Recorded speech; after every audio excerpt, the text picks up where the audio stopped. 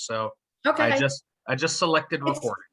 Okay, it's fine, and that'll be fine. Sorry, Darshan's up third. We're going to start right now with Ed Hurt from the Midwest, the Midwest Psychological Association. Go ahead, Ed. Okay. Thank you very much for being here. This is actually my first time at EPA. So I am in the Midwestern Psychological Association. I'm at Indiana University.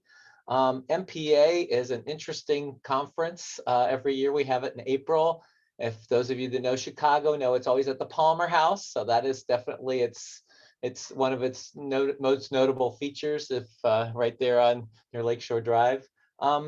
In terms of diversity and inclusion, it is something that our association has really been conscious of in recent years. The most notable change that we've made is now there is a committee exclusively devoted to diversity and inclusion on our council, and they have put forth requests, and we have a lot more diversity talks. We have a lot more awards for diversity awards for graduate students. And I think what the goal is to really make sure that it is not seen as something that is just on the program and not really attended by the vast majority of people. And that's always a struggle at these regional conferences is, people come to see their people from their own institutions and their friends and stuff, but not necessarily attending the larger things. And we want to really work at making that a more inclusive experience that the vast majority of students and faculty will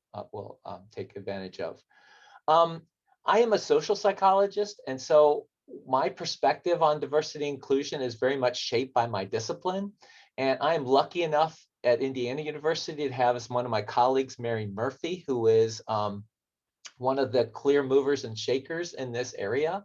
She is part of and one of the co-founders of what's called the CTC, or the College Transition Collaborative, which is an organization which is really had been developed to try to bridge research and practice to help universities and colleges create learning environments that are just going to foster a more equitable student experience, success, et cetera. And one of the most interesting things that they have been doing recently, and I think is going to really inform our work on teaching of psychology, is that she is a product of Stanford University. Many of us know about Carol Dweck's work on the different mindsets and the difference between fixed and growth mindset. And that has certainly been something that the field has embraced. And I think we all know and have heard about the benefits that growth mindset has in terms of individuals adopting a growth mindset, that it's something that helps them deal with adversity, to persist, and leads to better performance. It also has some really nice consequences for people's psychological well-being. But what's been interesting is that while you can say, okay, we need to get people to adopt a growth mindset, we are very much shaped by the environments that we're in. So some of the work that they've been doing has really been emphasizing that organizations that people go in espouse certain kinds of mindsets that are really picked up by potential employees.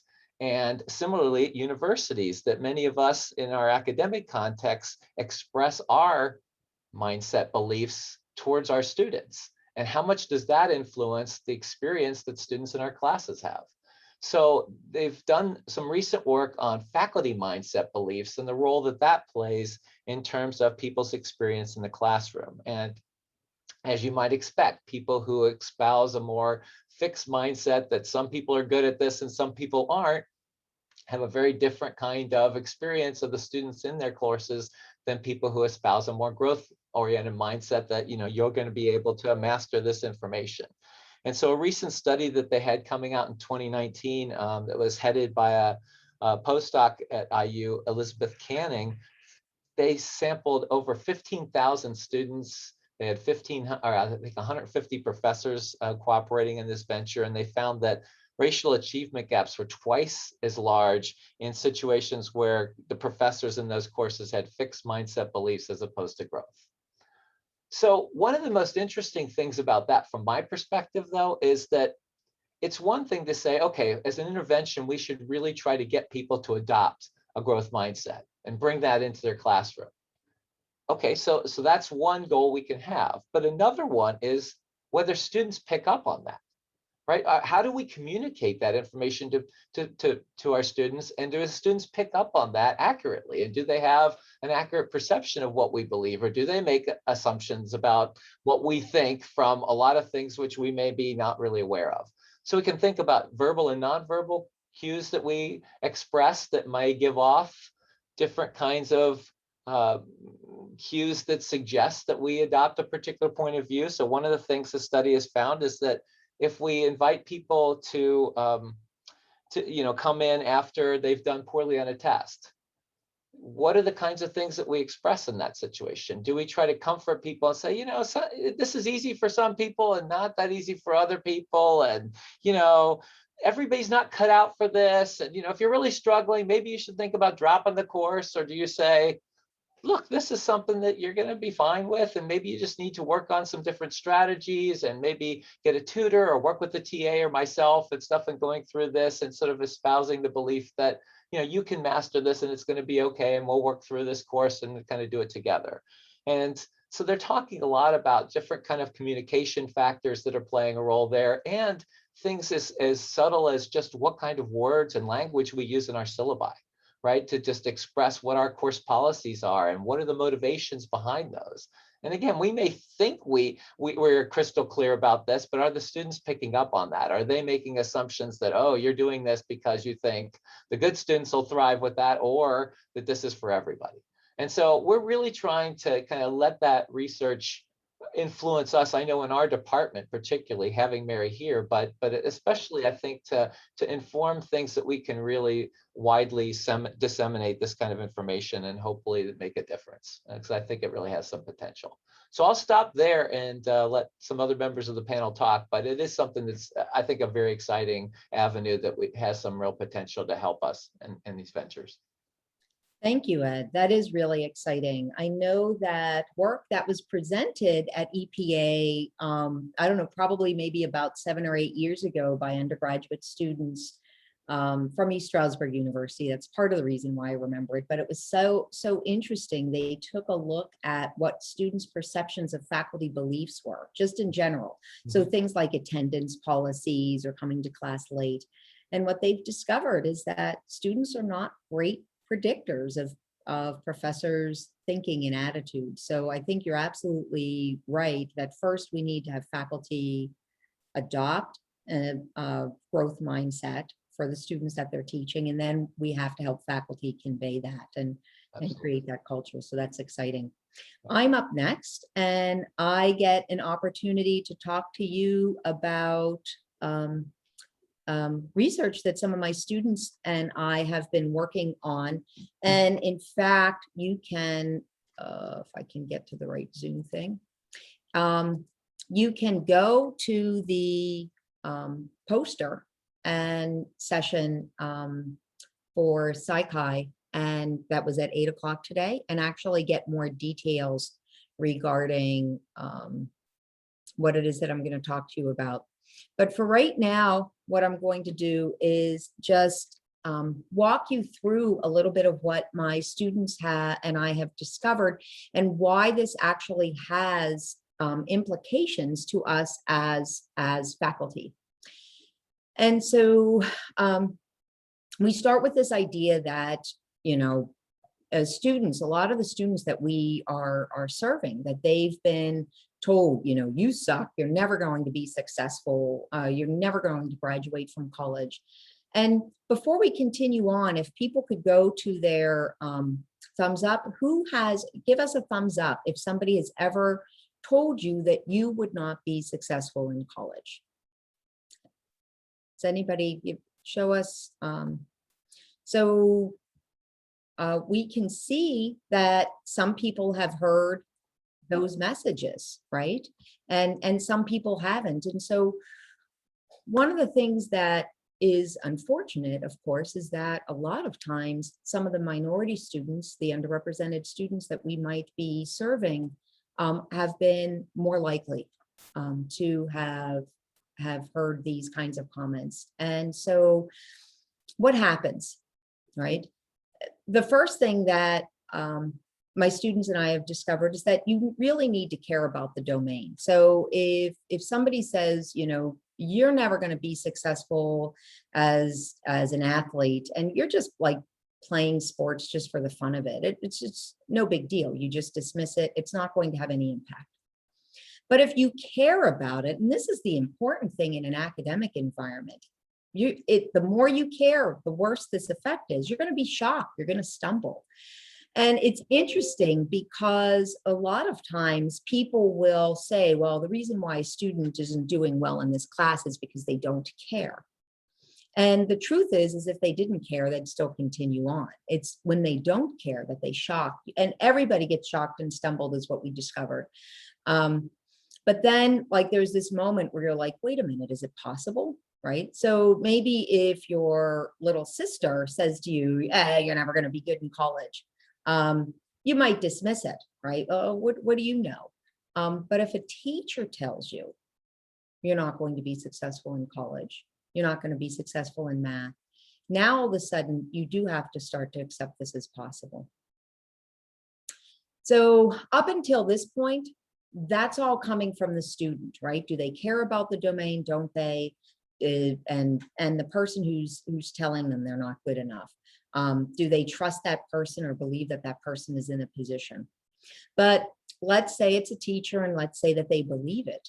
This is the section right here where now as educators, as teachers, as mentors, as advisors, we have some control to help our students.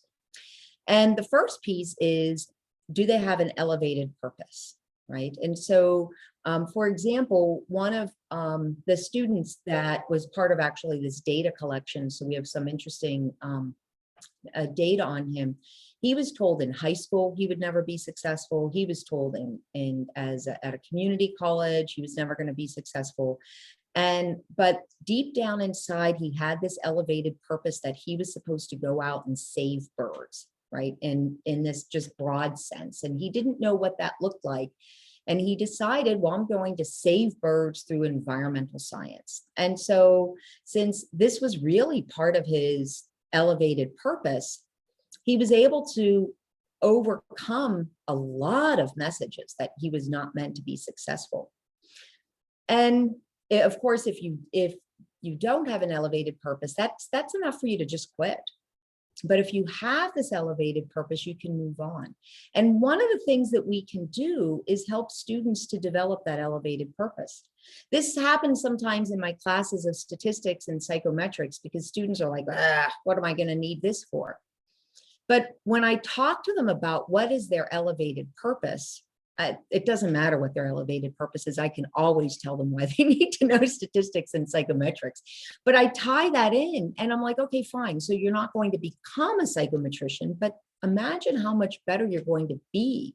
And so you tie in and help them. And sometimes, especially students coming from the most vulnerable of environments, sometimes they haven't even had an opportunity to think about what their elevated purpose is.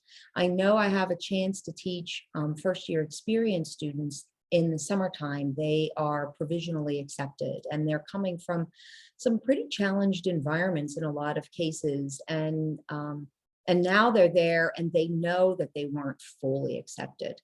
And one of the things that we find consistently when working with them is a lot of times they were worried about just getting through the day, getting through the week, getting through the semester, and this idea of what's coming out into the future. And so helping them to identify their elevated purpose has aided them. But that's not enough. And this is another place where we as faculty have an opportunity, and even as advisors or mentors, and that is, have they experienced a success in the domain? And it doesn't even have to be a big success. As soon as you get them focused on that success, it seems to be enough to kick them out and enable them to work around and start using that person as, you know what, I'm going to show them. And it becomes a mild motivation.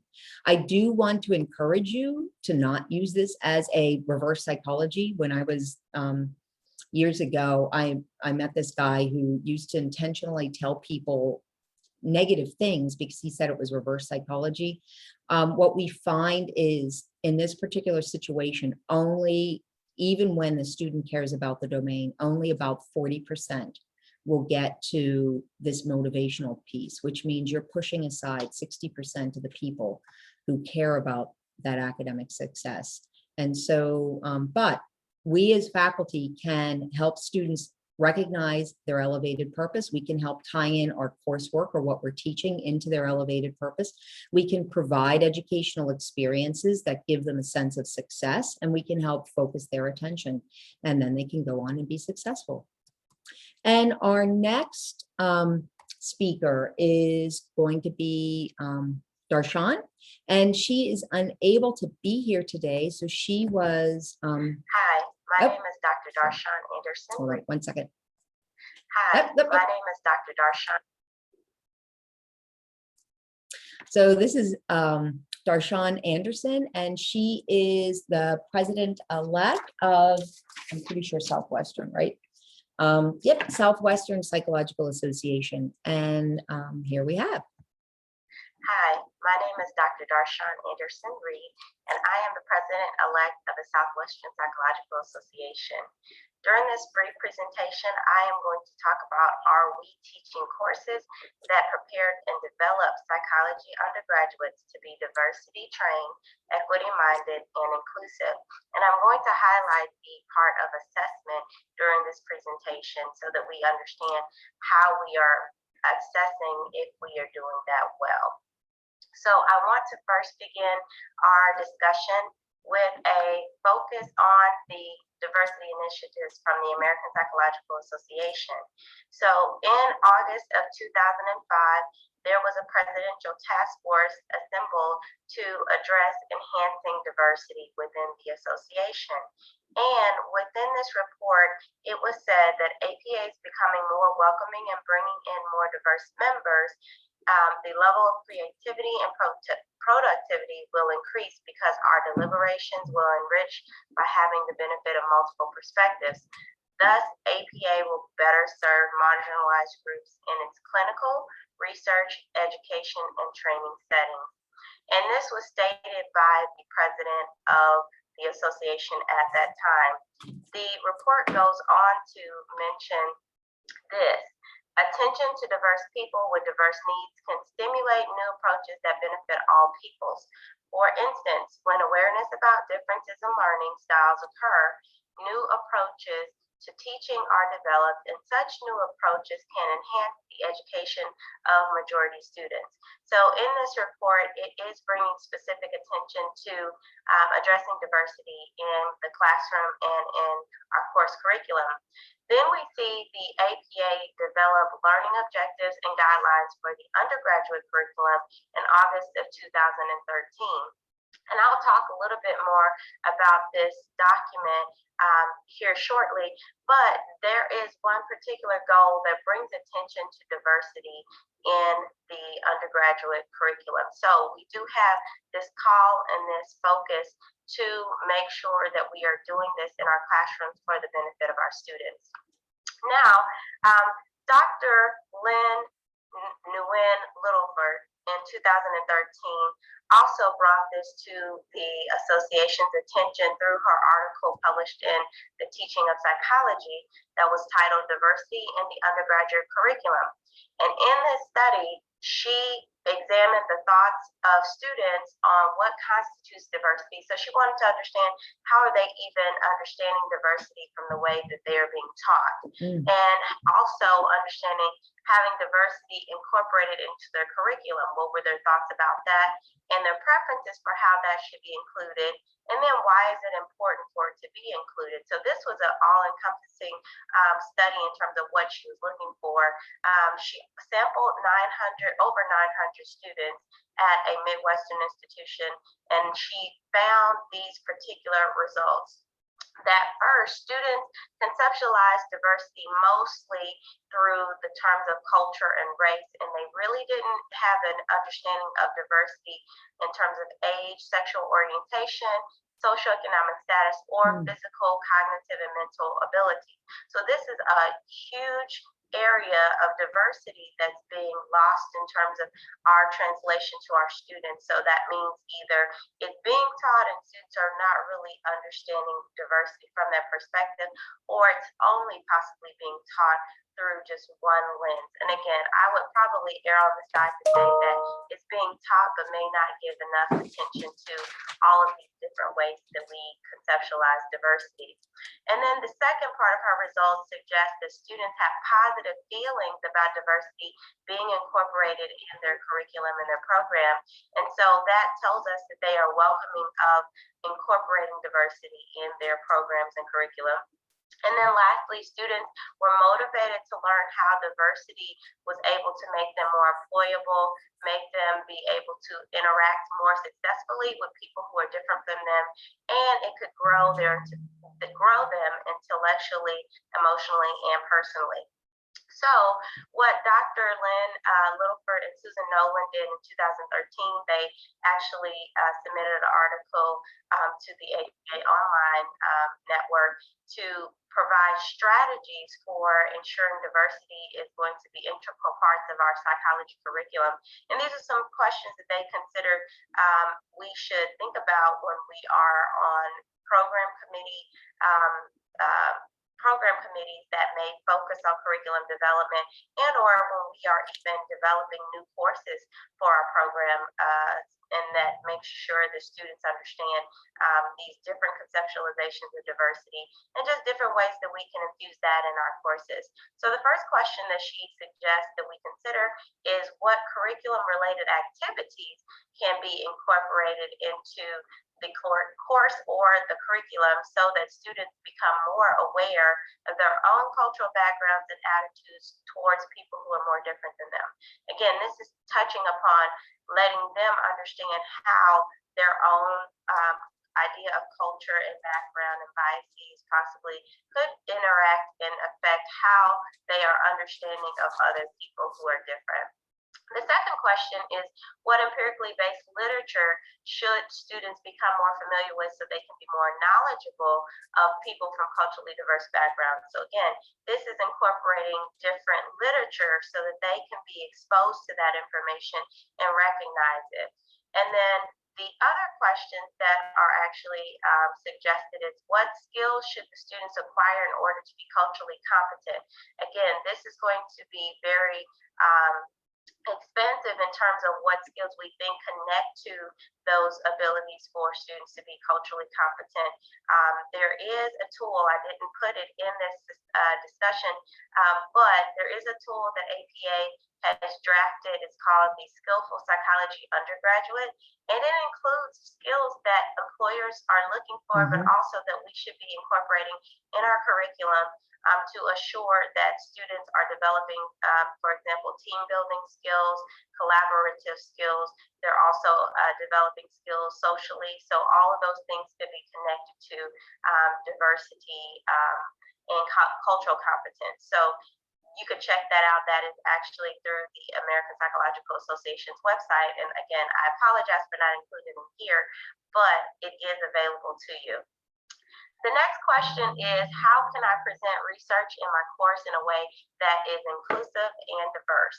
Again, what research can we bring into the course curriculum or in the classroom for students to engage with? One thing that we have to recognize is that there is research being conducted by many different people from many different backgrounds and with many different abilities. And one of the questions I believe that this presentation should address is physical abilities and disabilities and how that may be being overlooked in some of our programming.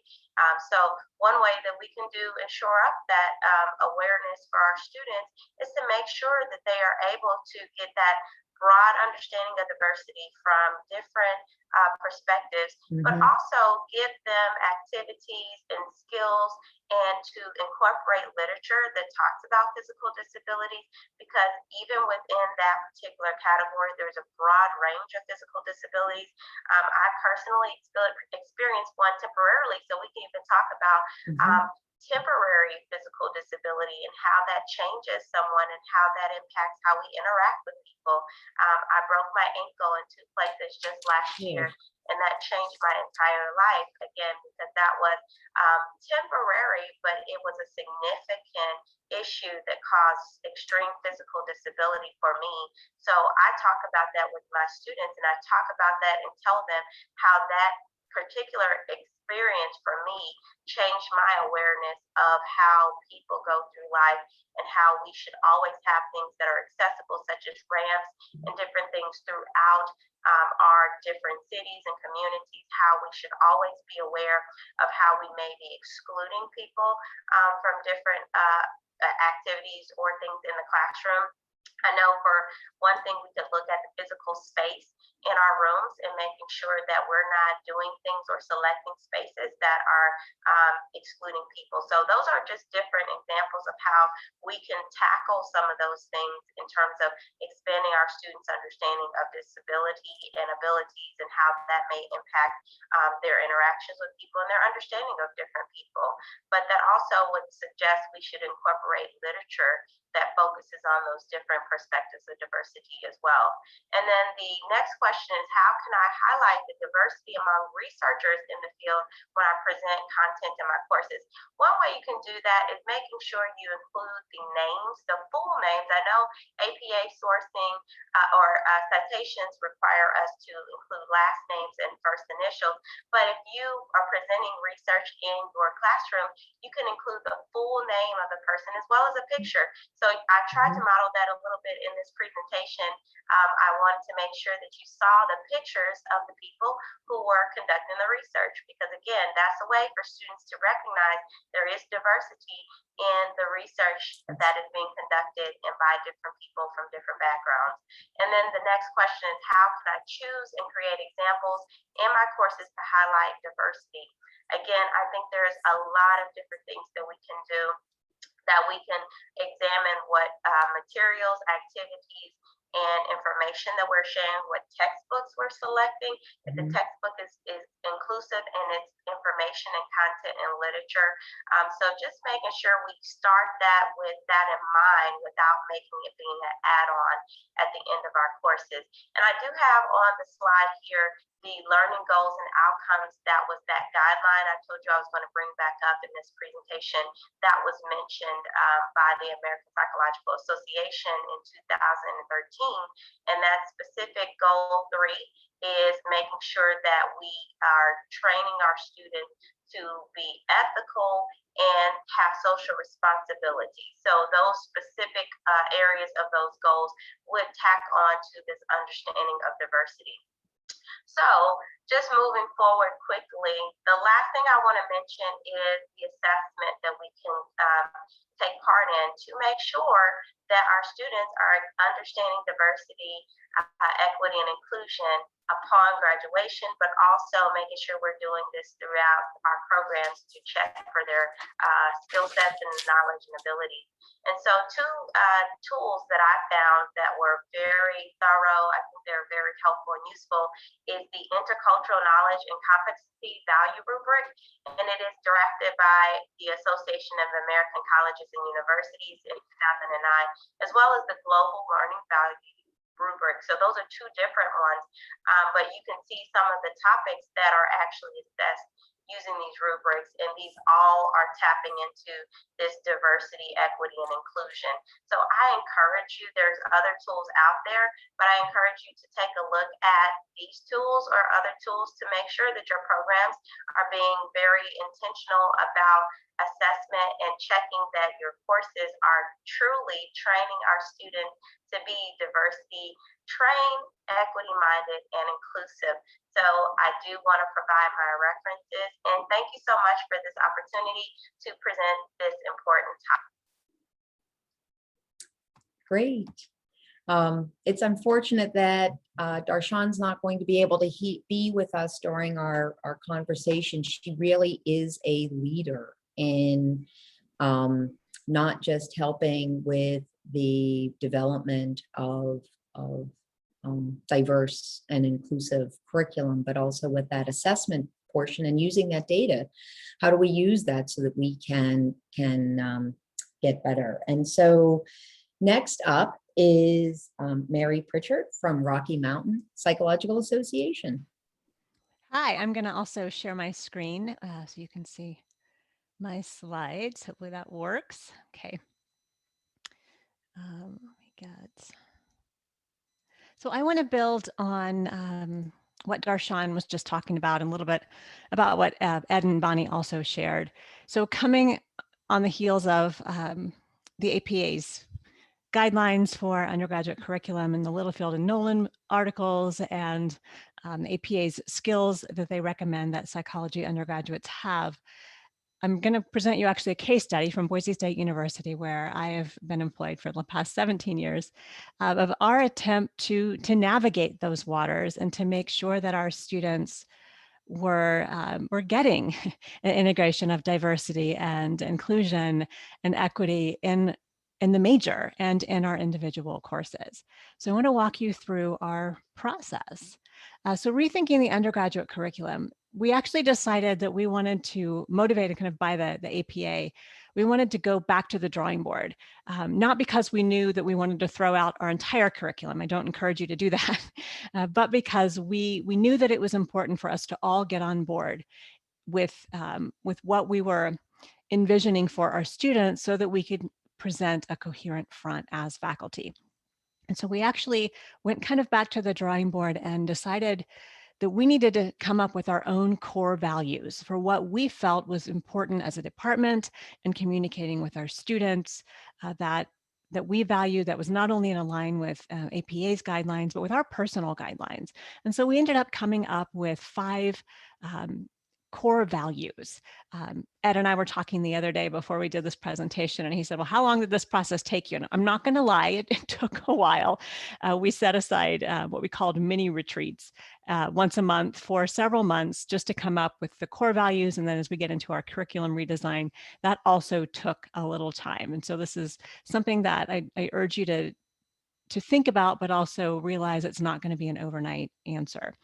So our core values were, we really wanted to model mentorship for each other, for our junior colleagues, for our students. And going back to what Bonnie was talking about with advising, yes, we're teachers, but we're also advisors and we're also mentors for these students. And we wanted to try to bring the mindset shifts, the growth mindset shift that Ed was talking about, in kind of helping students find their purpose, like Bonnie was talking about. So we see ourselves not only as faculty members, as researchers, as teachers, educators, but also as mentors for our students.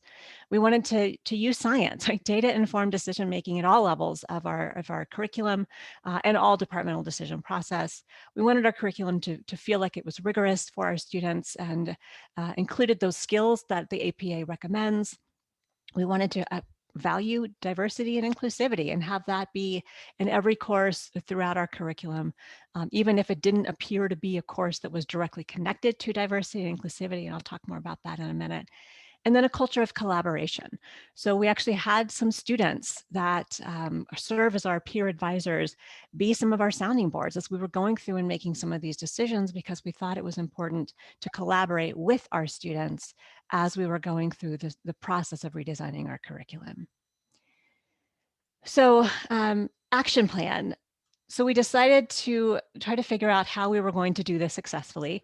And so if you're thinking about this at your own institution, again, the skills that APA recommended, we did a lot of our own surveys of local and national employers, trying to figure out what our students had, that employers wanted, and what our students were missing, that employers felt like they didn't have when they were coming out of our program. So we did our homework, and that took a while as well. What knowledge base did we want in terms of the content, and then what ways of thinking did we want the students to have, like things like offering a growth mindset, teaching art and science of happiness, teaching them ways to think that maybe they hadn't had before. So our current, and I'm going to say it's current and evolving curriculum, I'm not going to go through all of this. We wanted to start with what we called the low-hanging fruit, because we realized that at your university, it may be easier. At Boise State University, curriculum change is a process, and you have to go through several levels of approval. And so we decided we wanted to start with the low-hanging fruit. And then as we kind of tried things out and figured out, well, that didn't work, or oh, that worked really well, we plan to continue looking at our curriculum on a continual basis and making changes as we need. So in addition to the university core curriculum requirements, one of the things we added was this individual differences cluster. And so some of these courses already existed. We just regrouped it, rebranded it, things like psychology of gender, cross-cultural psychology, that students have several other courses fall in that cluster. Students, we knew were going to get exposure to diversity, inclusivity, equity, because they had to take a course on it, but they got to then choose and buy into which course they wanted to take within that frame. We added a children and families multicultural perspectives course to our developmental series and allowed students to choose to take that as opposed to more of our traditional child and adolescent and adult development sequence.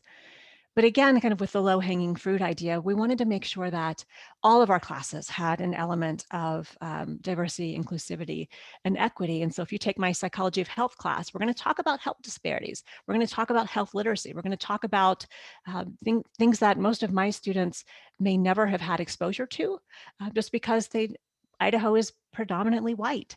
And so talking about health disparities and people who aren't like you and the kinds of things, struggles that they may have encountered growing up is very important to us. And we're talking about child development. We're going to talk about ACEs. We're going to talk about adverse childhood experiences and have students kind of take the quiz and see where they fall, and then talk about national averages and talk about what someone who checks all the boxes would have as an experience of childhood versus someone who had no adverse childhood experiences. Even in our quantitative methods classes. So if we're taking classes on statistics, students are going to have the opportunity to work with data sets, tracking longitudinal data on children who have had extreme poverty or homelessness, and how that's going to affect them over time. And so even in courses that were traditionally not considered part of the content areas you would talk about when we're talking about diversity and inclusivity, we tried to make sure it was incorporated at every single level of the curriculum in every class that our students take. If not, the whole course, at least it's a thread that's going to run through every course that they take in our department. So if you're undergoing this process and you're kind of starting from scratch like we were a few years ago, things to think about is, does your curriculum align with your departmental core values? If, like us, you needed to come up with those, like that would be a great place to start. Where do you need to add or delete classes to make sure that students are getting the skills that they need, that are the topics, the content areas that they need, and how can existing courses be modified to align with your core values? Again, oftentimes that low-hanging fruit of modifying existing courses, so you don't have to go through all the levels of the curriculum committee at your university, might be an easy way to start. And even doing the assessment that Darshan talked about might be a really easy way to start if you're not quite ready to think about redesigning the entire curriculum. So with that, I'm going to turn it over to, I believe, John is up next. I am. Thank you, Mary. I'm glad to be here on the East Coast with you, even though I'm looking out the window at the West Coast, or at least the road on the West Coast. So I'm also going to share my screen so that you can follow some slides with me. And so I'm going to talk about how open science promotes diverse, just, and sustainable research. I think maybe the difference between me and everybody else on the panel is that I like to have that last S, where we're talking about diversity and inclusion and equity. I will acknowledge that the diversity, justice, sustainability approach came out of a 2012 strategic plan that Pacific Lutheran University had. And I really connected to that notion that all three of these are equally important and intersect. And so I'm going to talk about them here today. So in terms of research, diverse research would have diverse voices across different topics, across diverse populations. So it'd be less white, educated, industrialized, rich, and democratic, and be less white male-centered. Socially just research would have a low barrier of entry for researchers and should be shared openly so that we have broader authorship opportunities that address research questions that matter for more people. Sustainable research should have sustaining researchers and outcomes. So more reproducible research should apply to more people for a longer period of time, and therefore it is better and more sustainable. And researchers should be considered as a resource. So the CRAPE, the example I'm about to talk to you, but more generally, open science provides opportunities for individuals to be valued for their contributions and not to overwork all of us to the point of burnout. So if you'd like to hear more of, I should say, our thoughts, I have some co-authors here. We did publish this paper, and it was edited by a bunch of people from EPA in the special issue of psychology of learning and teaching. But I'm going to, because of the brevity of the time, I'm just going to talk about one example, and that's the Collaborative Replications in Education project. If you know me, if we've talked for more than a half an hour, I've probably brought it up in the past. Today, I'm not going to go over the great metaphor, but my dear friend is here. And so I will show the great metaphor. CRAPE rhymes with grape instead of cap, so student research isn't considered crap. Okay, so, but why does it rhyme with grapes? Well, because if you take a bunch of grapes, every grape on there is a replication, right? Each grape is trying to be the same, but they're always different, just like research is. So I'll give you that deep metaphor at some point, but I want Rihanna to get to see the slide. So how does this apply to science? Well, CRAPE is a crowdsourcing research project. Individuals are invited as part of their undergraduate research class to collect data as part of their typical experience. There are reviewers who are faculty, instructors are experts that support the novice student who is becoming trained as a researcher. When there's enough data, then I should say Dr. Jordan Waggy took over for me in 2019 as the executive director. But once there's enough, we seek authorship. And so the authorship is either the expert reviewers, the CRAPE leadership, or when possible, a student takes over. So at least one student paper, or at least one paper has been published with the student first author, and another one is in queue right now with student authors. So what the CRAPE is trying to do in terms of open science is trying to address issues about researcher degrees of freedom. I guess, again, because of the timing of this, I'm not going to go into researcher degrees of freedom, but it's things that we do and decide during the research process. So the CRAPE locks all that down so that the research is a priori truly instead of just seemingly so. As a result, students benefit. So students get a scaffolded research training from researchers across the world. They learn the language of science, they understand ethics, they learn project management, writing, communication, all those things that Mary was ticking off that employers want, research does. At the same time, they're also trained in open science principles to make them more marketable in the future. They interact with stranger PhDs. When it looks on the screen, it looks weird, but these students get to email people that they've never met. They get to email people literally across the world, sometimes in the Netherlands or England, all across Europe and a bit of Asia. Their learning also becomes a contribution. And if they're motivated, they have opportunity to publish.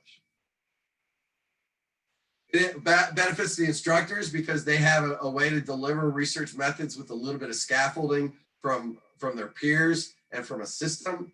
It minimizes disparity between faculty expertise and interest.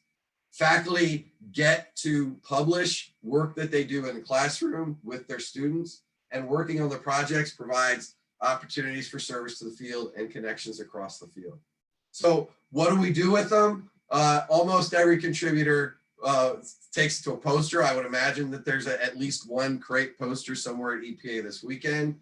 All this spring, there should be CRAPE posters at regional conferences. And then there are papers. So I'm just throwing this slide up here with 3 of them. More are in queue, more are in process and continuing, but you'll notice that they're all in different journals and that the journals are all peer reviewed and professional journals. We're not going for easy stuff just because it's student involved. So I argue that the CRAPE advances diverse, just, and sustainable research. We know that research experiences are a high impact educational practice and that more is better. We also know that students are often underrepresented in independent study, summer research experiences for various reasons. They're just not there like they should be. And so CURES, course-based undergraduate research experiences, I didn't come up with that name, but CURES can help because course-based research puts the authentic research experience in the classroom so that the student doesn't have to go look for it. The student doesn't have to go wait for an invitation. They just have an opportunity. The CRAPE is diverse. It's national, 20 states or more are represented. It's international. We've got locations in Africa, Europe, and Asia. It's just, students get credit for the work they do. They have authorship opportunities should they desire it. And so do their instructors. I don't know if you teach research methods, but this became a thing for me because I got tired of guiding 15 projects a year and all of it going in the trash can. So in 2010, I made a change. This is the outcome. The CRAPE is sustainable. We've had a 0 operating budget for 8 years. And that the reason is that volunteer work matches and aligns with professional development opportunities. It's hard work, but the outcomes are beneficial for everybody involved. So we can continue to go on $0. Not that Jordan wouldn't like some money, but we can go on with none. Students learn to be scientifically transparent, they gain career skills, and the findings are based on multiple locations that are more diverse than most single sample studies. So with that, I'll say thank you, and I wish you the energy and productivity that this beaver has. This is the single day, so we cleaned that creek out the night before. We woke up in the morning and that half that creek was covered by that beaver. When I'm done with this talk and finish my department meetings today, I'm going to go find out after 5 days what that beaver's done. So I hope that you can find the level of productivity that these animals do in making their world better. Thank you. I'll stop sharing my screen as soon as I can. Excellent. Thank you so much, John. And next up, we have Brianna Mason from SEPA. Good afternoon, everyone. I'm glad to be here at Eastern Psychological Association. First time EPA presenter and attendee. And I'm glad I had the awesome opportunity to end all this, wrap it all up. So I'm going to try to make sure I get through all of this in a short time. I'm looking for my present button. Let's see, there we are. All right, so I'm Rihanna Mason. I'm coming to you from the Southeastern Psychological Association. I've spent a lot of my life in the South.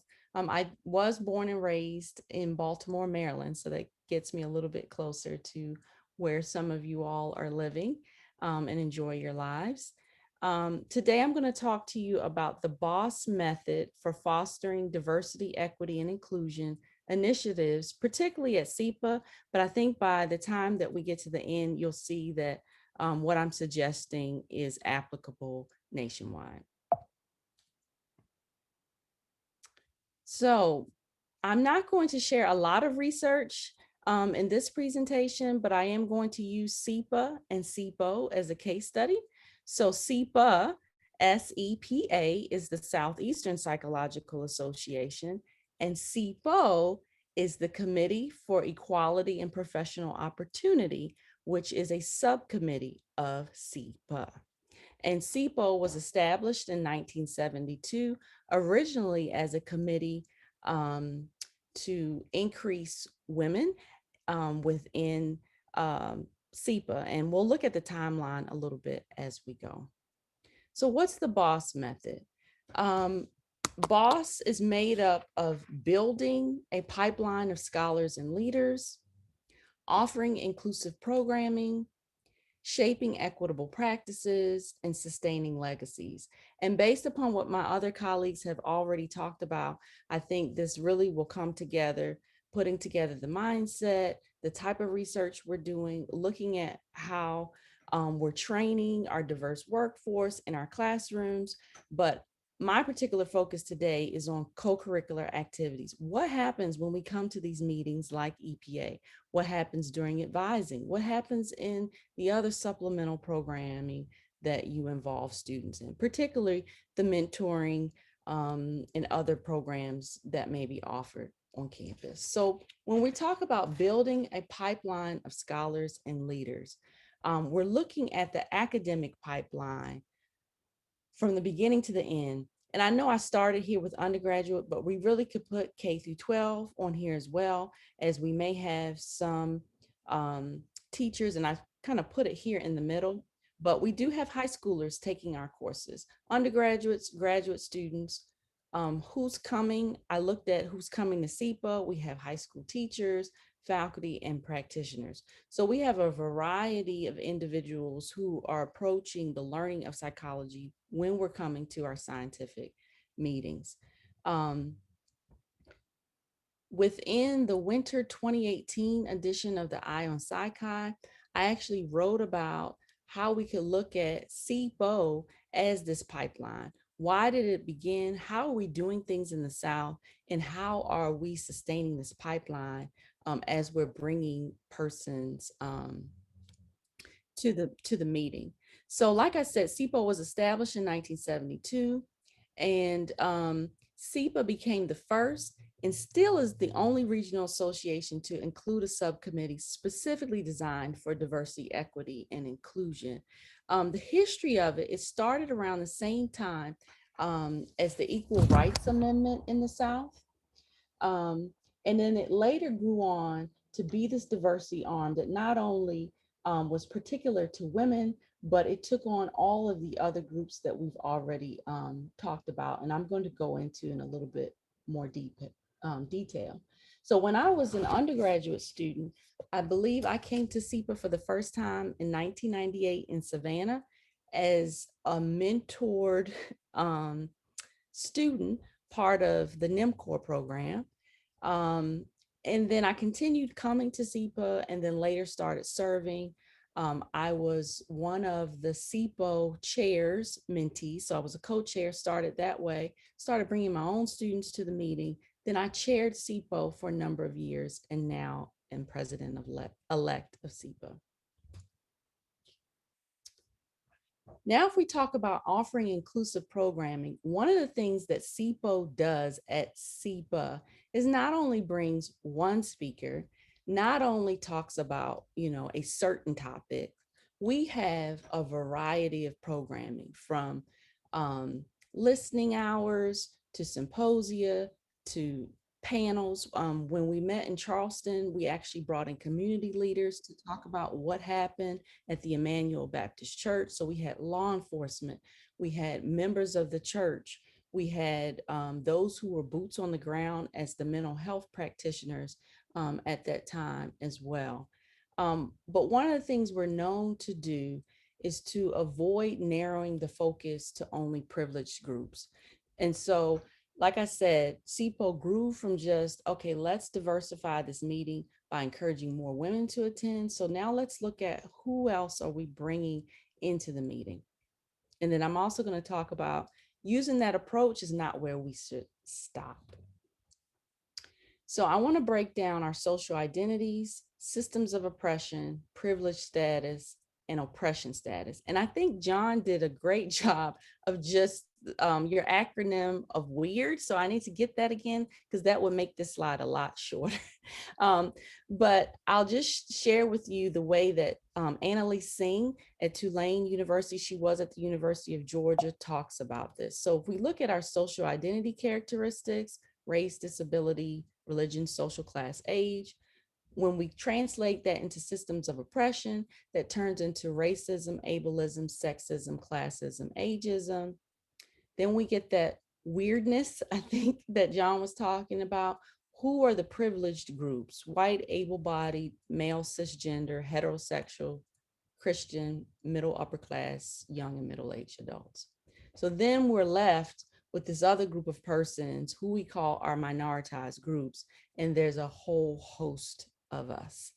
And typically we look at these groups as, one thing, but really we are the intersections of all of these groups. So I am a Black woman with children, for instance.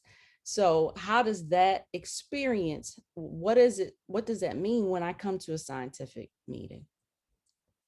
There is an analogy that Stewart in 2016 in an Inside Higher Ed article and in a talk gave about making Kool-Aid. I chose not to use Kool-Aid as the example, although I drink it, but tea is a little bit more universal, and I know it's made in different ways in different parts of the country, so we're going to talk about making tea.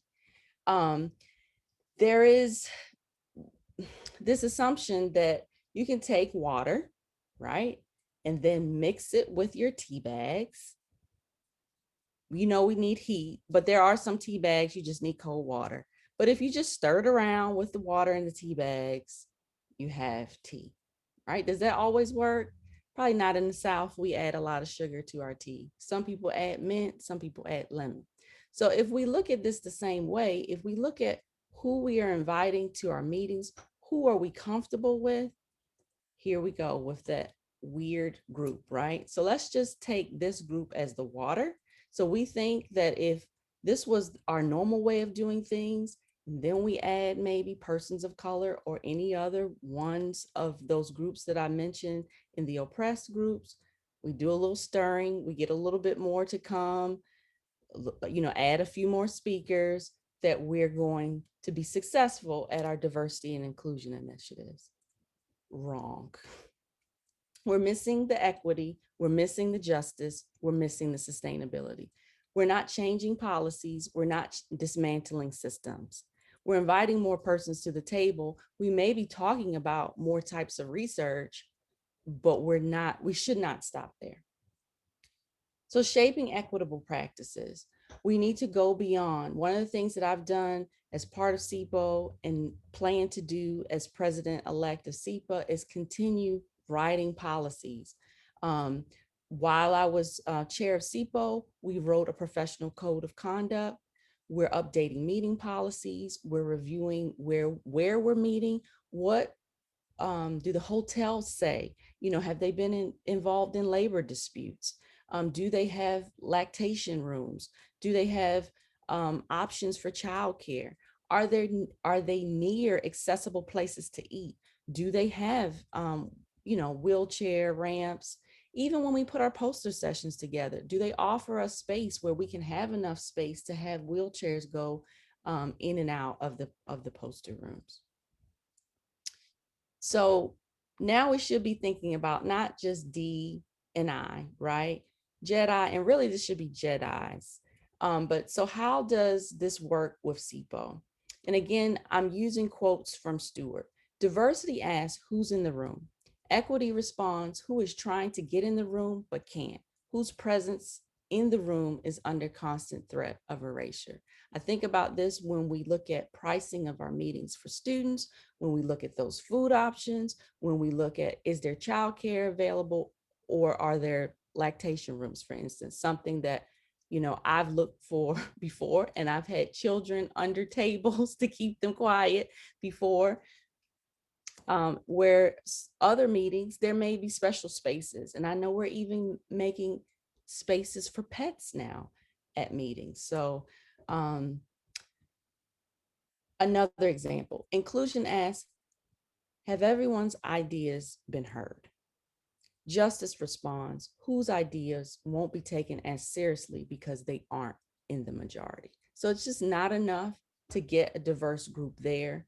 How are we really operating? Do we still have silos once we get to a meeting? So again, it's about changing policies or updating them and building this pipeline. So once you invite different groups of persons, make things inclusive and accessible. How are we keeping the meeting somewhere, the climate, not only the composition is diverse, but now we're doing things in a way that we can have a great time when we're all there. Sustaining legacies. We did a historical review of SIPO, how we started and how we're still doing things. Promoting and recognizing pioneers. We brought I Am Sight to SIPA, and then raising financial support. SIPO has some fees that they have generated over time, using those to give back to benefit students. John and I are co-chairing a scholarship fund. It is not tied to SIPA or SIPO, but I think it does count when you start thinking about generating ways to provide financial support for students. So I won't go through the historical timeline of SIPO due to the time, but we could see over time that SIPO has made change, not only to the compositional diversity of SIPA, but also to some of the policies, adding leadership institutes and so forth.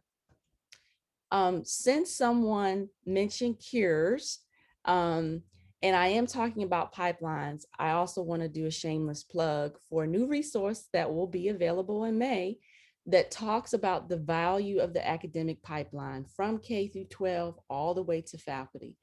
And what are the programs that have been designed to give supports to look at training and mentoring and self-identity, inclusion, and elevating voice. And so my colleague Curtis Bird and I have authored a book. Again, it will be out in May. It comes with a searchable database so that you can find these programs nationwide. And I've retitled this. So this, I hope you understand that this is the BOSS method for fostering just, equitable, diverse, inclusive, and sustainable initiatives, not just at EPA, but hopefully on your campuses as well.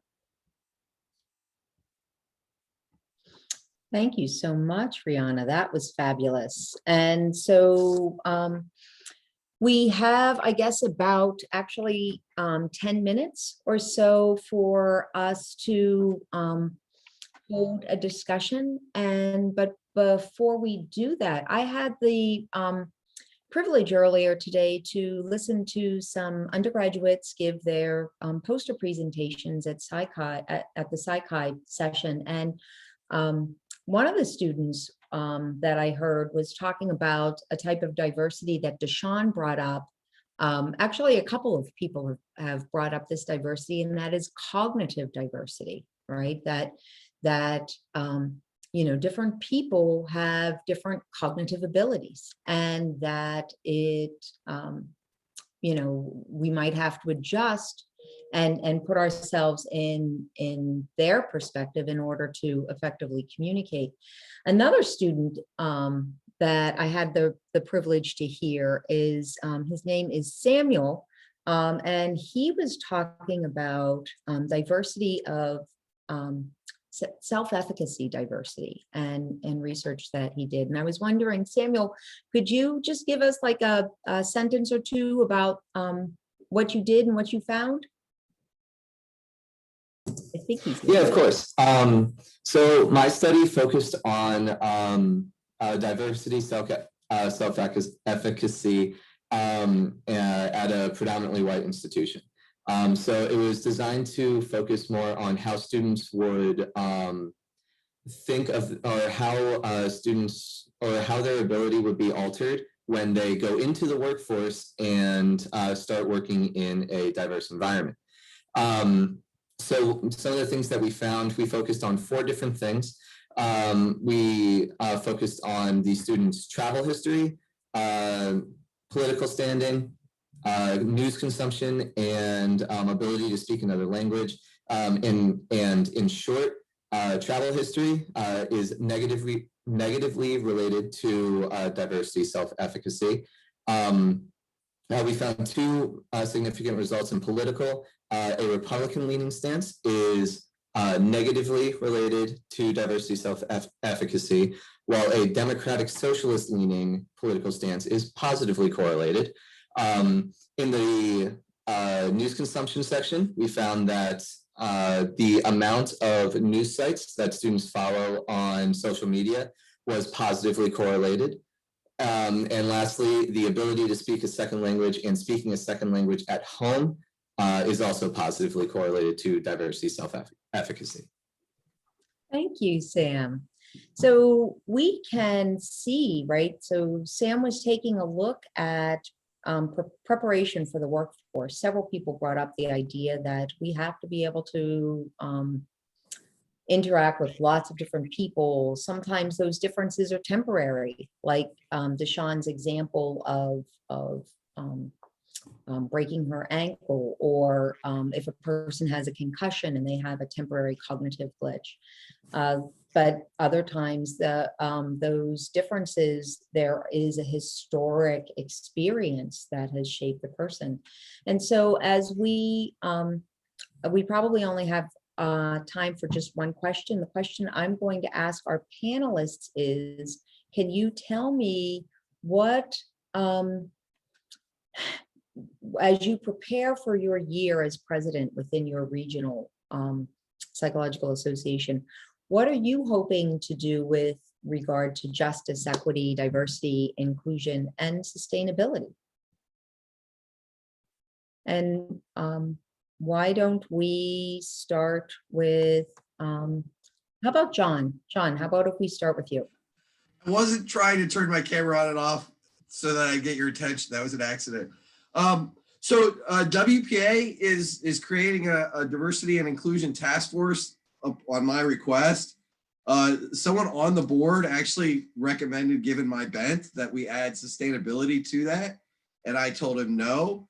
I think that people that generally focus in the area of diversity and equity, that S, we don't want that to be an add-on. So we're going to focus next year just on the diversity, inclusion, equity bit, and then look at sustainability as a separate topic to try to bring them together.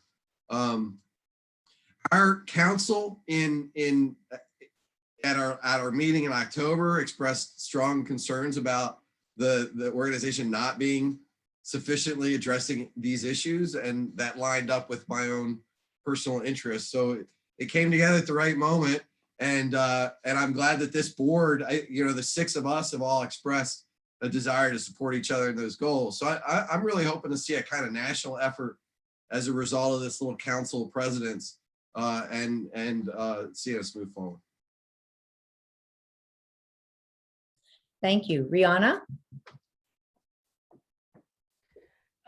I think I shared the main thing that I'm going to, so we're going to keep building on SIPO's legacy, hopefully sharing that with the rest of the regions. But I think within SIPA, I'm going to work on policies and transparency of policies. And there are still some things that we may do, but we don't make our membership necessarily aware of why we do those things. So for instance, our person that works with the hotel contracts is very aware of some of the things I mentioned of, what a hotel offers, but that's not necessarily printed anywhere on our, website. So it doesn't tell our membership that we value these things, or we're even thinking about, all of that. And so just physical access, remote access, and streaming, and particularly providing closed captioning for any of our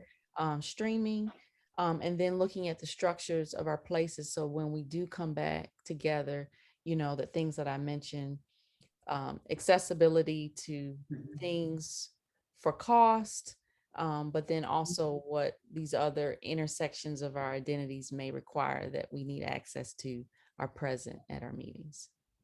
Wonderful. Ed?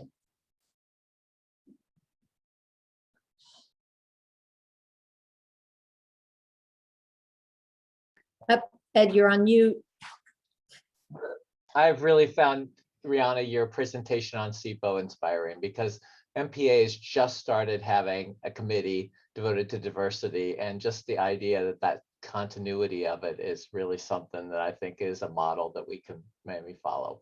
I will tell you that one thing that we have been concerned about is not just integrating diversity, inclusion kind of, and equity issues into the thing. But because social psychology has been such a big part of our regional thing and been made focus, is people have been very concerned at certain conferences in terms of people's ability to feel respected. And there's at one of our big meetings, SPSP, there was some issues a couple of years ago of people expressing a sense that they didn't feel respected, and that speaking up about different kind of issues that they were contentious. And so having a code of conduct, having a situation where we really are upfront about the idea that we have to respect all opinions, that even though science is often really deliberately bent and things like that, that even people who we may disagree with are going to feel that way. And I think at all levels, we have to integrate that. And I think just creating that culture in a meeting, even at professional levels, is something that we really, really want to strongly think about. And I think that's something that we take for granted, but I think sometimes we don't realize how much people are reticent to bring up certain kinds of things because of fears of that. So that is something that we have been very cognizant of. And I feel that that's something very strongly we're going to have to be careful about going forward. Thank you. Mary. So our MPA is not, excuse me, not as dated as SEPA, but we have had a diversity committee for quite some time.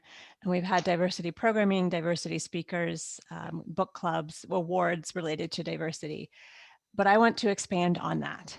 So for my presidential year, I actually am going to create a conference theme that centers on JEDIS, and ask, when I write my presidential address in the fall for the newsletter, we start sending out our call for papers for the 2022 conference, asking for students, faculty to come forward with their ideas.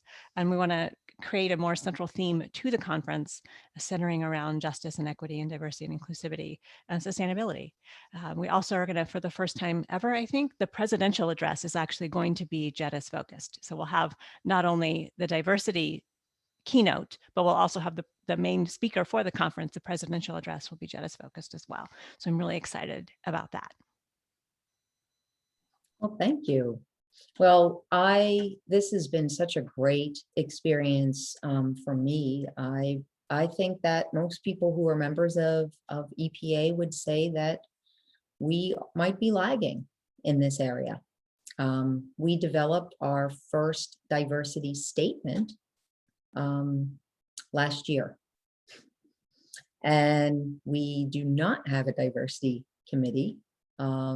And so there's a lot of room for us to work on. I certainly love SEBA's SIBO and that particular approach. And so we're looking forward to that. And like you, Mary, my theme, although not quite in that exact space, my research is on success, right? How to help people be successful, no matter who you are, no matter where you're coming from. How do we help people be successful? And sometimes what that means, or a lot of times what that means, is not just to change the person, but to change the environment that they're in. So my presidential theme for next year, when we meet in March in 2020, hopefully in New York City, is justice and success through psychological science, to look at how we as psychology faculty, scholars, researchers, students can take the field of psychology and that, especially that basic research, that hardcore basic research that we're continually building in our field, and translate it into solutions so that justice can be available for all and success can be available for all. And that takes us to the end of our time. And so I thank everybody today. And if any of you have questions, obviously you can reach out to any of us, and take care. Hopefully we'll get. Thank you, Bonnie, for organizing this. This was wonderful. Thank you. Yes, thank you. Thank you. Thank you. Thank you all for attending. Mhm. Yeah. Virtual